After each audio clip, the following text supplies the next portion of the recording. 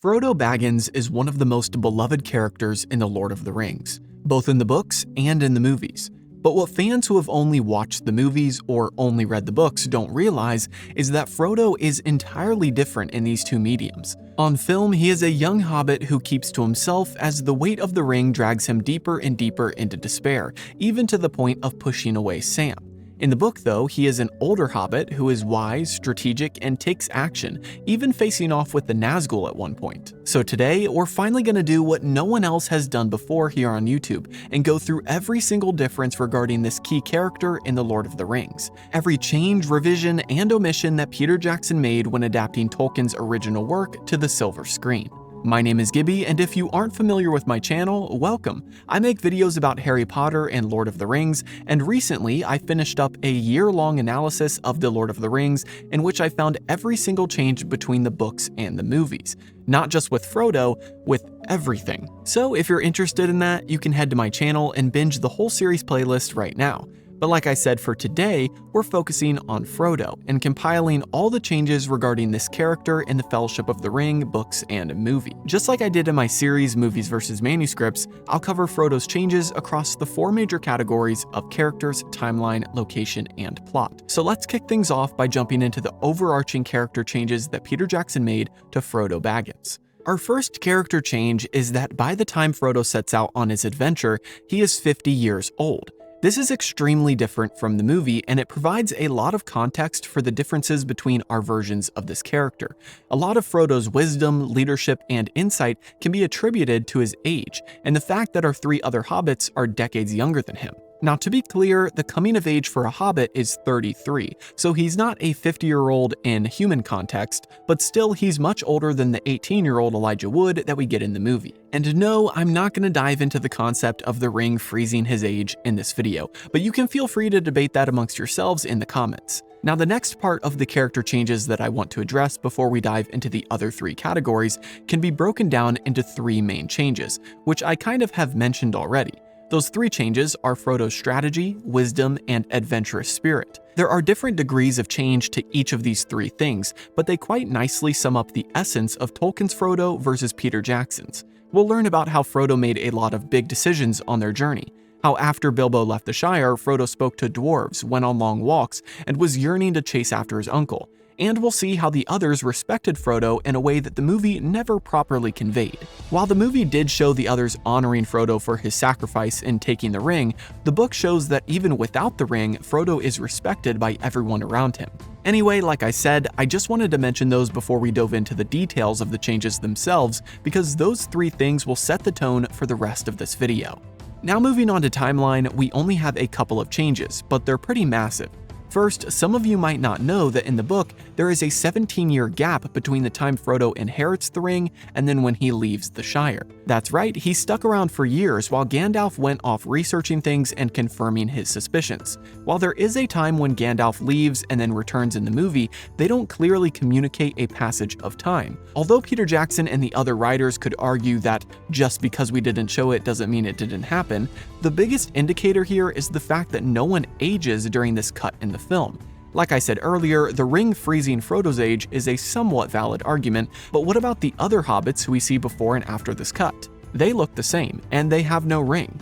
Beyond the 17-year gap being removed, the film also cut their time in the Old Forest with Tom Bombadil and their time in Lothlorien, which was more than just a couple of days. Of course, we'll address that more in the plot changes, but that is a decent amount of the story that is just taken out of the film timeline.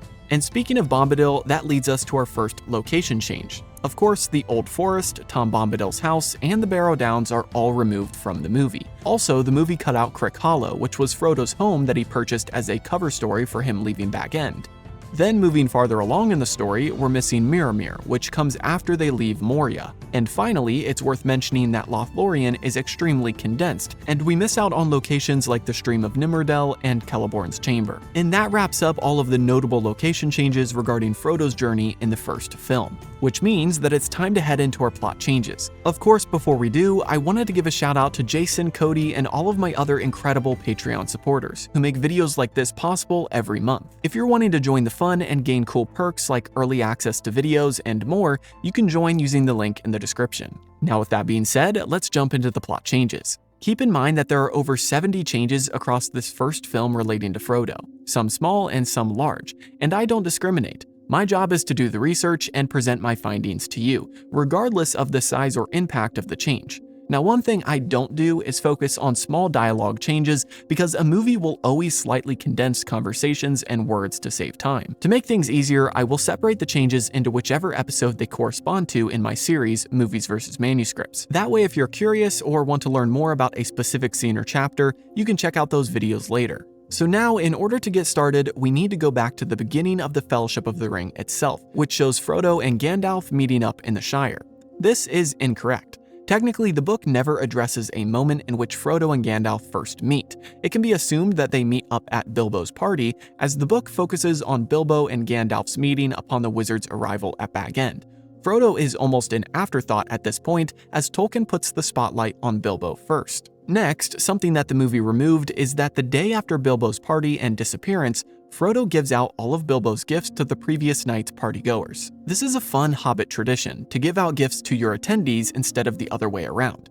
Frodo puts Merry in charge of things, which is the first time that we meet him, and that is also when we meet the Sackville Bagginses who come to inspect every inch of the will. After seeing that it is in fact true that Frodo is inheriting everything, they leave upset. It is then that night that Gandalf and Frodo talk again about the ring, and Gandalf officially leaves, not returning for several years. Next, Frodo keeps throwing Bilbo a birthday party every year because he doesn't believe that his uncle is dead. A lot of other hobbits believe that Bilbo went crazy and ran off, probably dying in the wild, but Frodo knows in his heart that Bilbo is still alive, and so to honor his memory, he continues the birthday tradition. Also, it's key to note that Frodo's closest friends at this point are said to be Merry, Pippin, and Fatty Bolger, not Sam. This is not to say that Frodo and Sam aren't close, but Sam is mainly Frodo's servant, his gardener, whereas Merry and Pippin are of higher birth, not servants, and they hang out with Frodo more. This helps us better understand Frodo and Sam's relationship as they progress together in the story, and of course, by the end, they are the closest out of everyone. The next change goes along with one of our character changes earlier. Frodo is way more adventurous in the book. Because of time restrictions, the movie didn't dive into this, but we read that Frodo spent time looking at old maps, getting bored of his routine, and wanting to follow in Bilbo's footsteps and leave. He even spent time talking to travelers who passed through the Shire, which wasn't something a lot of other hobbits did. This made his friends and others anxious because they weren't sure what Frodo was up to, and he wasn't acting very hobbit-like. The movie seems to make Frodo way more passive and content with his life, which then alters Frodo's entire character development. After all, if you change the character's starting point, you change the overall arc. Next, once Gandalf officially returns after many years, Frodo and the wizard have the conversation that we see in the movie. But there are a few differences. First, much of what we see in the prologue of the movie is actually dialogue from Frodo and Gandalf's conversation, as Gandalf explains the history of the ring and Sauron. Second, we don't learn about Deagol and Smeagol until later in the film trilogy, but in the books, Gandalf tells Frodo the unfortunate story during this conversation in the Shire. Again, Frodo is getting the full history, whereas Peter Jackson took those details and trickled them down throughout the entire trilogy instead of piling them all into one conversation, which I agree with that change. Third, Gandalf and Frodo have this conversation during the day, not at nighttime, which by the way also explains better why Sam is trimming the bushes outside. After all, it is daytime. And finally, going back to Frodo being adventurous, the Hobbit is already aware of darkness approaching. Although Gandalf is filling him in on the details, it isn't news to him that evil is heading their way. In the movie, this news seems to smack Frodo in the face like he'd never expect evil to come to the peaceful lands of the Shire. But because of Frodo's conversations with the dwarves and random travelers coming through the Shire, he already knew of the darkness coming toward them. Now moving on past this conversation, we come to when Frodo leaves the Shire, which in the movie happens at the same time, but in the book there is a lot of time in between. Gandalf and Frodo talk about the ring in the spring, then Gandalf leaves over the summer, and it isn't until September that Frodo officially sets out. And although he has that adventurous spirit, he is procrastinating during these months as he realizes that he might not really want to leave the comfort of his home. He also recognizes how this journey will change him forever, and he might not even return. A few weeks after the conversation that we just discussed, Gandalf advises Frodo to go to Rivendell. This helps motivate Frodo as he much desires to see the elves. And so this brings us to the next change as the movie cuts out Frodo's entire plot to leave. After all, it's a small village and his leaving would raise suspicion. Gandalf made it clear that the ring needs to be kept a secret, so he needs to make a smooth exit without people talking. So in the book, he sells Bag End to the Sackville Bagginses, and he buys a home in Crick Hollow. He then spreads the rumor that he ran out of Bilbo's money over the last 17 years, and he now needs to essentially downsize to a home in the country. He doesn't just up and leave like the movie shows. No, it is slow and methodical over the course of months. Finally, like I said earlier, once he reaches his 50th birthday, he realizes that Gandalf isn't returning as he said he would, and so he sets out to Rivendell with Sam and Pippin. Which is the next change. Sam isn't the only one with Frodo in the beginning. Merry and Fatty went ahead to prepare Crick Hollow, and Sam and Pippin went with Frodo to help him on his way. Frodo planned to stop at his new home and then go from there to Rivendell. And that is the next change, as the movie has Gandalf tell Frodo to meet him in Bree. Technically, Gandalf was supposed to meet up with Frodo in the Shire and then set out to Rivendell with him, not stop in Bree. But we'll see later how Bree gets involved because of Tom Bombadil. Anyway, next we have a smaller change that offers context to the Black Rider following them in the movie. In the book, before leaving Bag End, Frodo had overheard a conversation that the Gaffer was having with someone strange, and the Gaffer told the stranger about Frodo moving to Crick Hollow. This was a Black Rider, and that is why they had one on their tail as they went. Next, there is no passing of the elves as shown in the film. In the book, the elves walk past, and Frodo recognizes their speech as that of the High Elves, and one of the elves at the back of the procession recognizes Frodo. They have a long talk and end up sleeping with the elves after telling Gildor that the Black Riders are chasing them. This elf named Gildor offers them protection, and the next morning they wake up to breakfast already cooked, although the elves are gone. And this is also where Frodo gets his nickname, Elf Friend, as Gildor was impressed with Frodo's Elvish. After this, we come to Farmer Maggot, who plays a much larger role in this stage of their journey than the movie shows. In fact, the movie doesn't even show Farmer Maggot at all. But how does this relate to Frodo? Well, Farmer Maggot is a friend to the hobbits in the book. Merry is very close with him, and so is Pippin. In fact, they never steal from him. But someone else does, and that would be Frodo. He only stole from the farmer in his childhood, and this formed a fear of him early on after Maggot beat him and told him that his dogs would eat him next time Frodo stole his crop. But Farmer Maggot had long since forgiven Frodo of that and tells the group about his encounter with a Black Rider. They feed the hobbit supper, and then Maggot takes the three to Buckleberry Ferry where Merry meets them. Then we have a quick change regarding the ferry, which is that it doesn't take them to Bree, but to Crick Hollow in Buckland. And now that they're in Buckland, we have one more change for this stage of the journey before they set out into the Old Forest, and that is that at Crick Hollow, Frodo says he'll be going on alone. But then his friends revealed that they know all about the ring, as Sam had spilled the beans to them. Plus, after 17 years of Frodo acting weird, they had figured something was up, and Merry had seen Bilbo disappear one time many years ago. So after all of this, Frodo gives in and says that they may come with him if they wish. The only one who stays back is Fatty Bolger, who takes on the role of acting like Frodo in Crick Hollow, to give the appearance that Frodo never left. And now, after this first stage of the journey is complete, the hobbits have a whole other task set before them, and that is to go through the Old Forest. I won't dive into all of this now because I made a whole video about these chapters when I was doing movies versus manuscripts, so you can check that out after this video if you'd like. But to sum it up, Frodo meets Tom Bombadil, one of the most iconic characters in the entire series. Then, after leaving Bombadil's, he and the other hobbits get captured by the Barrow Wights. This is probably the most impactful part regarding Frodo himself, as the movie removes this critical moment in which he bravely saves his friends. Frodo wakes up after being captured and sees his friends lying there in the tomb with a sword over their necks. He debates putting on the ring and running, free and alive and able to continue his task. He even thinks Gandalf won't blame him for leaving his friends. But in that moment, he gets up the courage and decides to save them. So as the hand of the Barrow Wight creeps toward the blade, he grabs a sword off the ground and cuts away at the hand. Then everything in the tomb went dark and he heard a snarling noise. And so he did the only thing he could think of, which was to sing the song that Tom Bombadil had taught them if they were ever in need. And sure enough, after singing Bombadil's theme song, Tom himself burst through the barrow down and freed the hobbits, stripping them of their old garments the Wights had clothed them in, and allowing the four hobbits to run around naked in the sunlight. It's a strange moment that I've never fully understood, but one key thing does come from it, and that is that Tom gives each hobbit a blade from the Barrow Downs, and the one Merry gets is the one that he uses to help kill the Witch King. But anyway, that's enough of that for now, as we have many more Frodo changes to address, and like I said, if you want the full account of these crucial chapters, you can check out the video listed below. After being with Tom, he led them to the border of his land and recommended that they head to the Prancing Pony as he knows Barleyman Butterbur, the innkeeper there. So the hobbits do just that, and our next change happens right here in this bar as Frodo has his first encounter with Aragorn. In the movie, this encounter is abrupt, physical, and ominous, but in the book, Frodo and this Strider actually talk. And the most important part of this conversation comes at the end when Aragorn warns Frodo about his friends oversharing. At that moment, Frodo realizes that Pippin is recounting Bilbo's party. In order to avoid the name Baggins coming up, Frodo jumps up on top of the table and starts to give a speech. Then he sings a bar song that Bilbo wrote.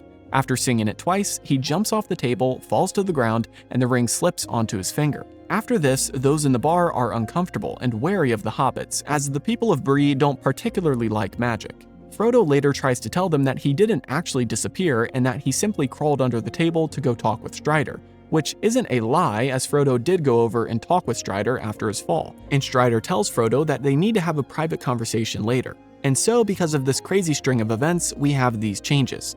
1. Pippin doesn't say Frodo's real name. 2. Frodo doesn't get bumped and fall, causing the ring to go on his finger. He jumps off of the table all on his own. 3. Frodo doesn't see the Eye of Sauron when wearing the ring. And 4. Aragorn does not roughly grab Frodo and drag him up to a private room. Now, although there are a lot more things that occur in Bree, I wouldn't consider them Frodo changes. So with that, we'll move on to the next notable difference regarding our key character here, which occurs at Weathertop.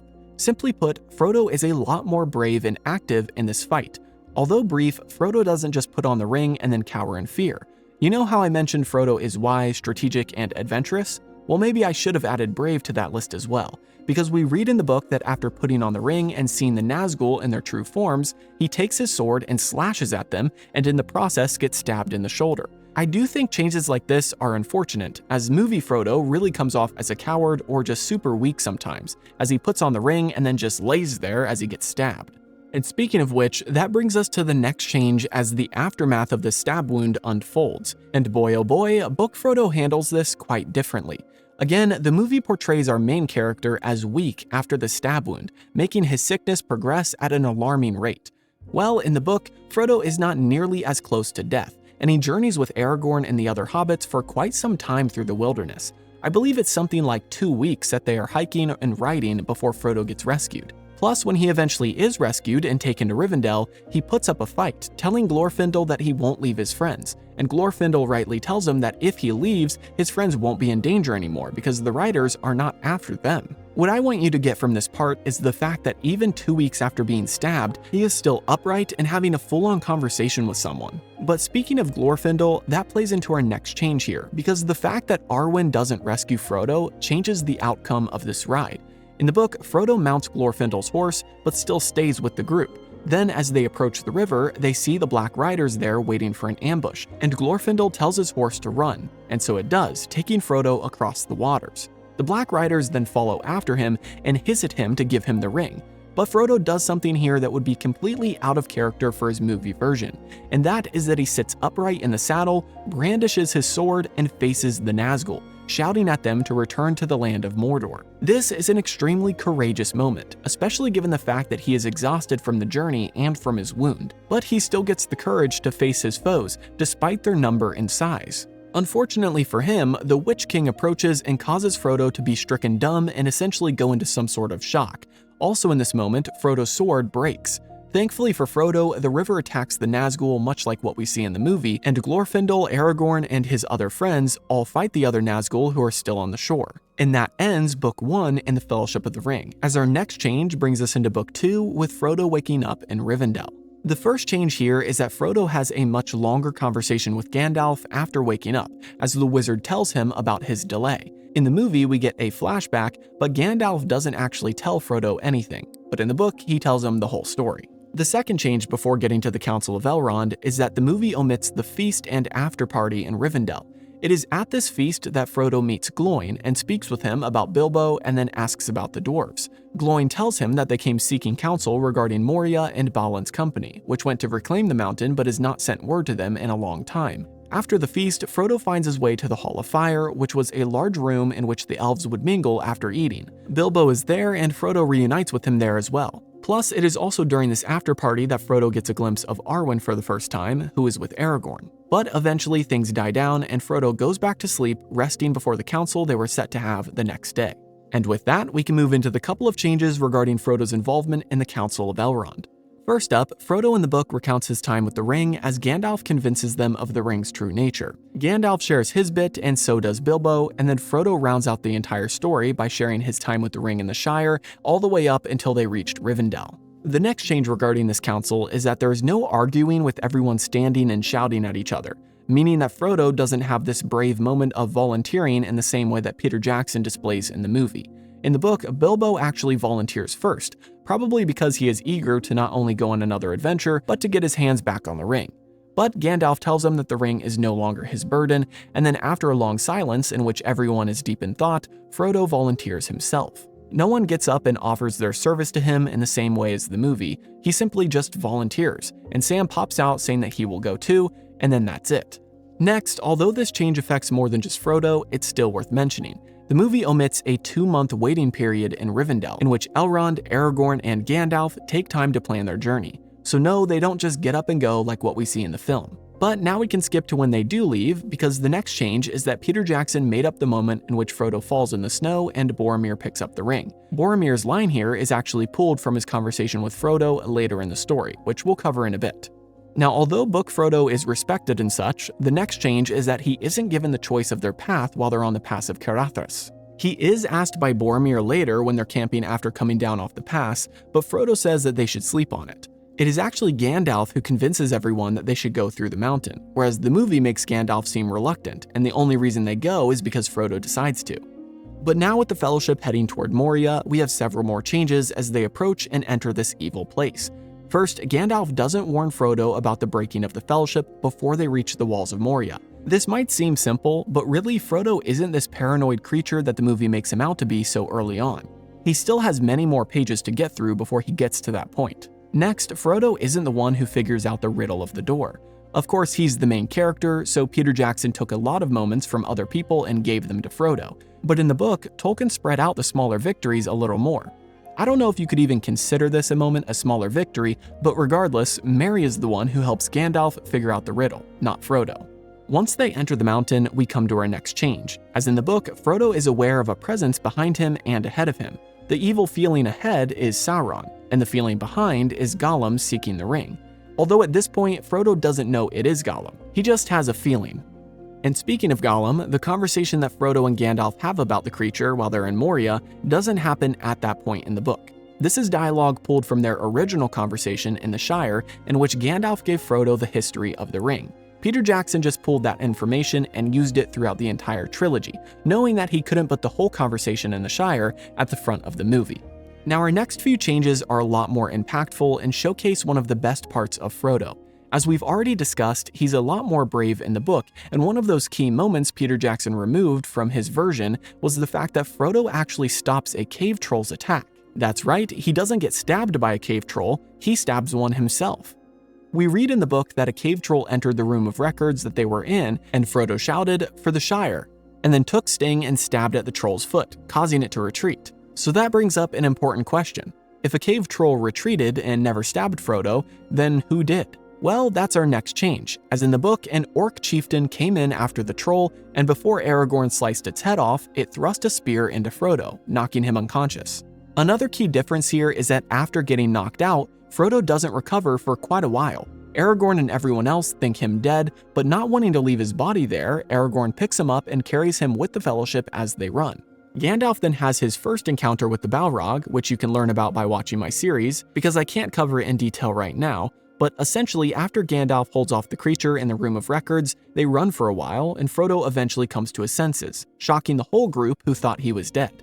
And the final change before they exit Moria is that after he woke up, he didn't reveal his mithril vest. He does reveal it later on, but we'll talk about that in a second. First, we need to get to what happens after they exit the mountain. Gandalf falls into shadow, the remaining Fellowship run out, and Aragorn tells them that orcs will hunt them down for killing a chieftain, and so they must run. So they continue on, and the next omitted moment is that Frodo and Sam go down to Mirror with Gimli.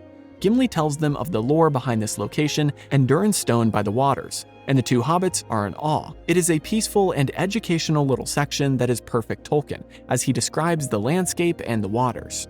It's a classic break from the action, but not a break for us as we gotta keep moving through these changes and get to the next changed bit, which is that Frodo at one point gets carried to the next resting point. Aragorn notices Sam and Frodo lagging behind the rest of the group, and he instructs Boromir to help him carry the hobbits as he forgot that they were both injured. After all, Sam got cut by an orc blade, and Frodo was nearly killed inside of the mountain. He definitely doesn't recover as quickly as the movie shows, as the pressure of the stab still almost crushed him. And speaking of which, that brings us to the next omission, which is when Frodo actually reveals his mithril shirt. After all, Aragorn needed to tend his wound, and so Frodo revealed his secret, making Gimli gape at the treasure he wore. But it's a fleeting moment and then they move on. Next, as they reached Lothlorien, Frodo once again felt something watching him and heard the pitter-patter of feet following them. But every time he looked around, he would barely catch a glimpse of eyes or a dark figure dashing to hide. In the movie, Gollum is almost entirely removed until the Fellowship get to the Anduin. Next, the movie removes the stream of Nimrodel, which kind of has healing powers. It's not like it closes up wounds or anything, but as Frodo wades across it into the land of Lothlorien, he feels his exhaustion and weakness wash away in the clean waters. The movie obviously speeds up their time walking through these woods as they reach the forest and almost immediately encounter Haldir. And speaking of which, that brings us to the next change, which is that in the book, Frodo speaks with Haldir before almost anyone else. In the movie, they have Frodo sit around as Aragorn talks with the elf, but in the book, the elves of Lorien are aware of Frodo and his errand, so they tell Legolas to bring him up, and then Frodo speaks with Haldir before the rest of the Fellowship, other than Legolas, of course, who is allowed up in the tree. During this conversation, Frodo vouches for Gimli, who Haldir doesn't want to let through as no dwarf has been allowed to see their lands. This is another moment of Frodo standing his ground and not only being a diplomat, but being loyal to his friends.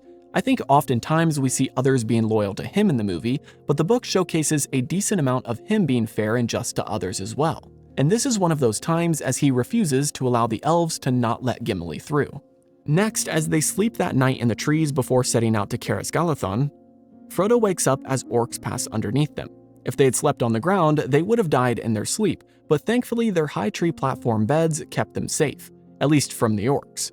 The other part of this change is that Frodo looks down and sees eyes staring up at him, the eyes of Gollum.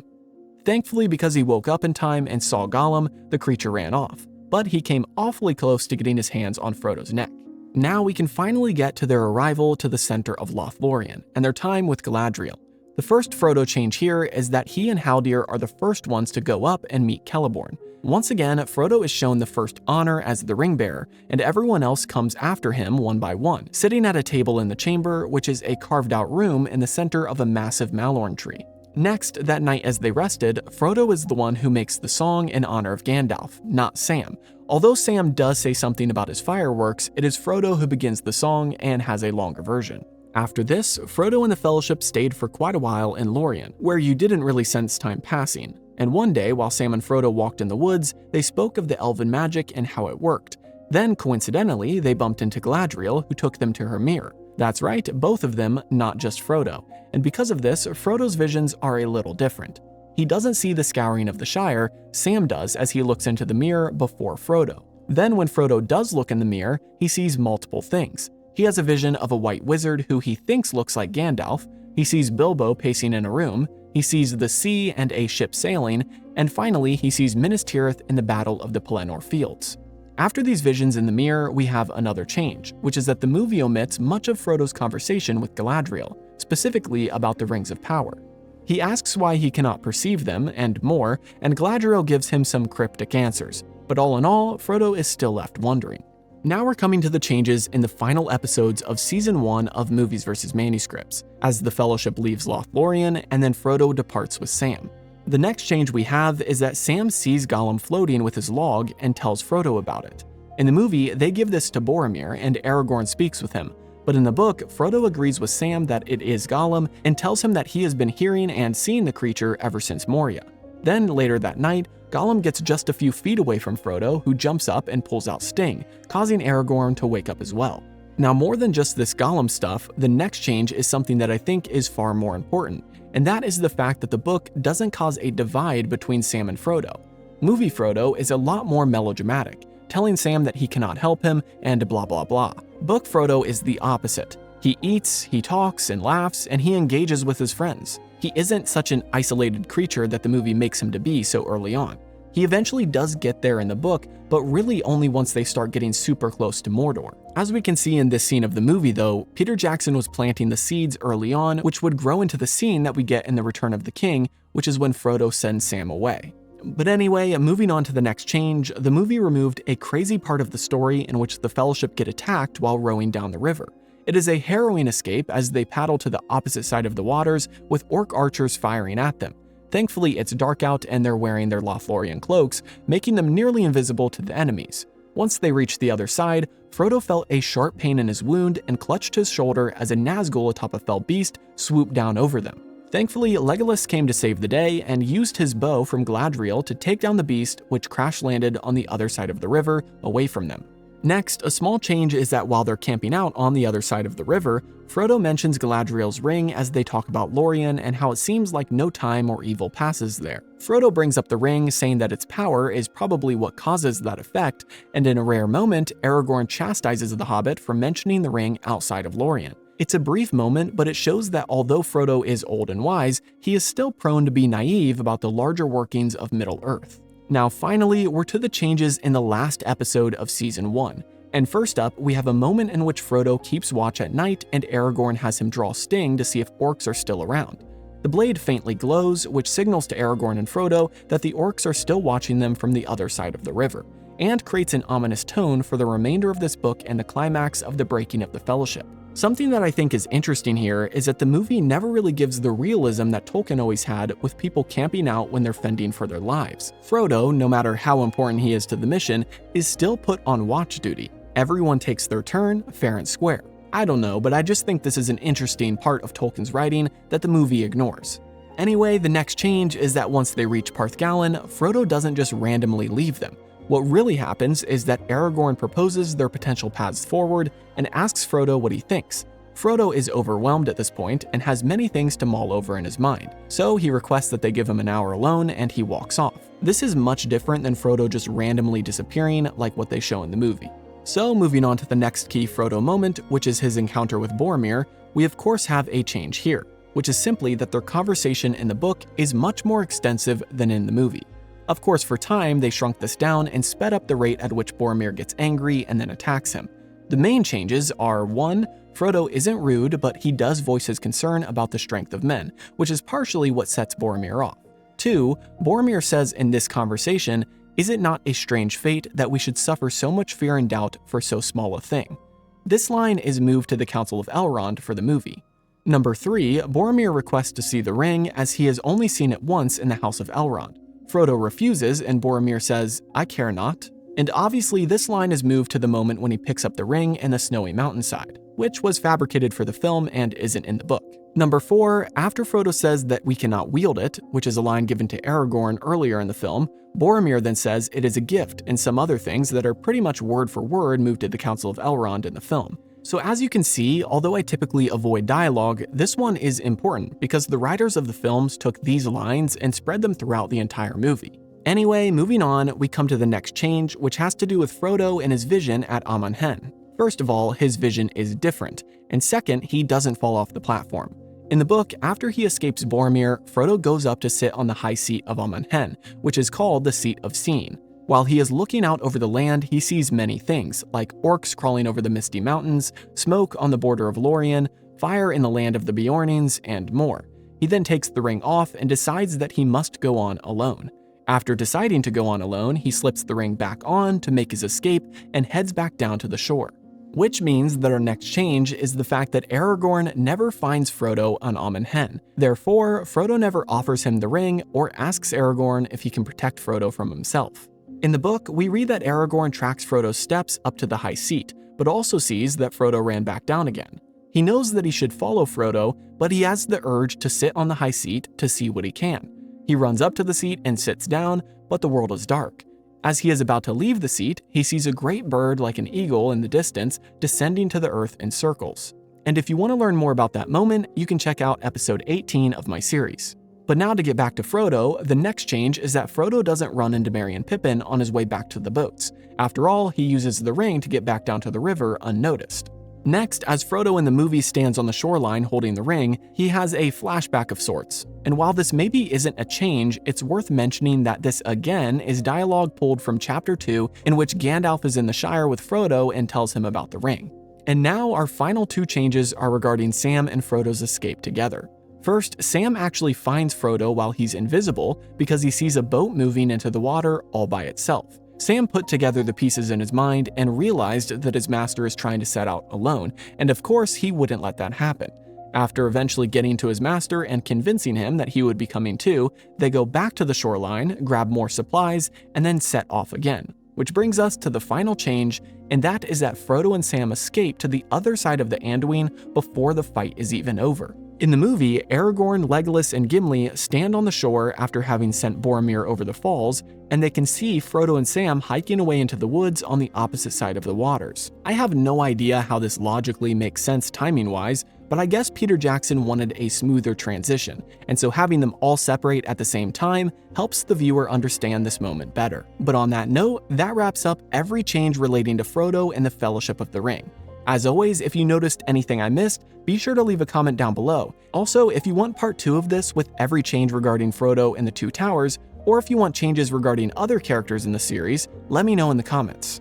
Like and subscribe if you enjoyed, and if this is your first time watching, then definitely check out the series playlist to binge all 3 seasons of Movies vs. Manuscripts Lord of the Rings edition. Have a great week, and I'll see you in the next video.